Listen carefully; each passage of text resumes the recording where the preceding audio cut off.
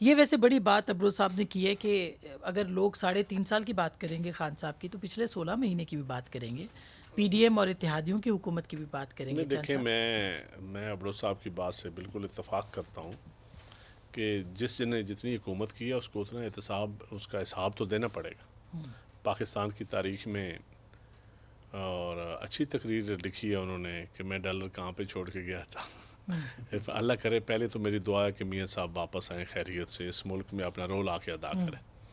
اور میاں صاحب دیکھیں ایک سینئر سیاستدان ہے، اب کتنے لوگ سینئر سیاستدان رہ گئے ہیں، 4-5 ہمارے پاس ہیں جو مطلب مین پارٹیوں میں۔ تو میاں صاحب کو تو میں سمجھتا ہوں جلدی آنا چاہیے اور آ کے آپ نے کیسز کا ٹرائل کرنا چاہیے اور قوم کو ہوپ دینی چاہیے۔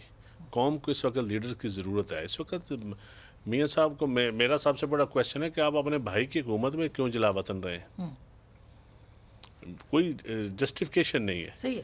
تو اگر آپ اس ملک میں آپ اتنی دفعہ حکومتیں کرنے کے بعد بھی اس ملک کا نظام عدل اس قابل نہیں بنا سکے، یہ ڈالر، یہ پلیں، یہ موٹر وے، یہ نہیں، اصل چیز ہے رول آف لا، انصاف، ذہنی آزادی، فکری آزادی، intellectual honesty. Rule of law ہے، یعنی پیپلز پارٹی کو جب سوٹ کرتا ہے وہ رول آف لا لے آتی ہے، پی ایم ایل کو جب سوٹ کرتا ہے وہ rule of law, P T I, سب کے اپنے اپنے rule of law. Rule of law, rule of law ہی ہوتا ہے۔ رول آف لا مطلب ہوتا ہے عدل۔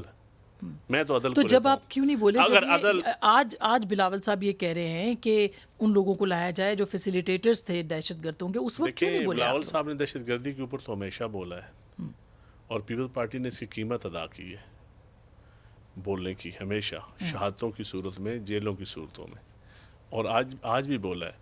لیکن کوئی نہیں اور بولے گا کہ ثاقب نثار صاحب جیسوں کا احتساب ہونا چاہیے، یا جس طرح بلاول صاحب نے کہا ہے کہ فیض ہو یا کوئی پولیٹیکل لوگ ہوں اس قوم کے ساتھ۔ بالکل میں سمجھتا ہوں کہ جو افغان جہاد کے اوپر یا اس کے بعد ہم نے جو کھلواڑ کیا ہے، جنگ کسی اور کی ہم نے جو لڑی ہے، تو میں سمجھتا ہوں اس کا بینیفیشری کون رہا ہے؟ کس نے جائیدادیں بنائی ہیں، کس نے پیسے کمایا، کس نے اس فنڈ سے شوگر ملیں لگائی ہیں، یہ سب کو پتہ ہونا چاہیے۔ اگر آپ نے اس ملک کو آگے لے کے چلنا، لیول پلینگ فیلڈ کی آپ بات جو کی ہے، میں تو پہلے دن سے کہہ رہا ہوں کہ نہیں ہے۔